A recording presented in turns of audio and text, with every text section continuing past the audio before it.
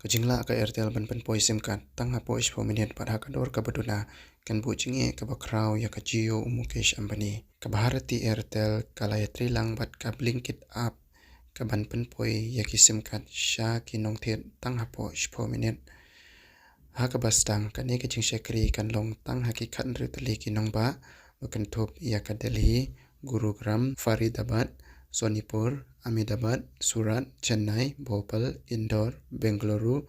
Mumbai, Pune, Lucknow, Jaipur, Kolkata, bat Hyderabad.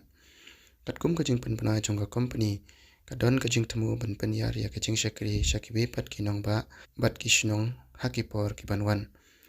Kita long kubur ki atho ba kani kajing itrilang ka company ka peni ya kajing job ka pakraw ka papensuk bunsha ya kinong tet ban yo ya kisim kat ha kajing khang jongki tang hapo ispo minit bat ka kador ka baduna ka balong tang sabukandai tengka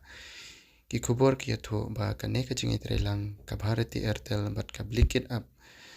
kan pensuk shibun ya kinong tet namar kimton kamshu ban le chaki dukan na ka benta ban yo ya kisim kat Henry lengba kane ka Blinkit app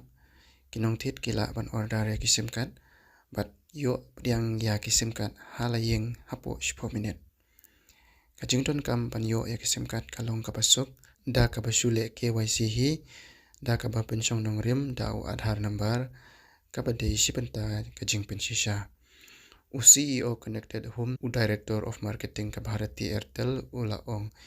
kajing pensuk ya kinong tit kalong ka phangpudeng jong kane ka bakile haka Airtel mentang isuk men ban ya trailang bat ka Blinkit app ka na ka benta ka jingpen poi SIM card ka ba shimpor tang shipho minute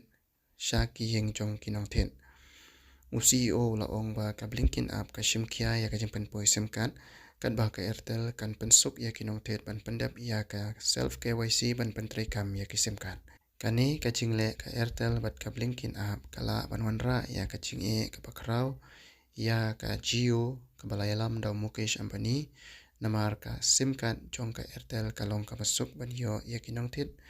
namar ba ka jingla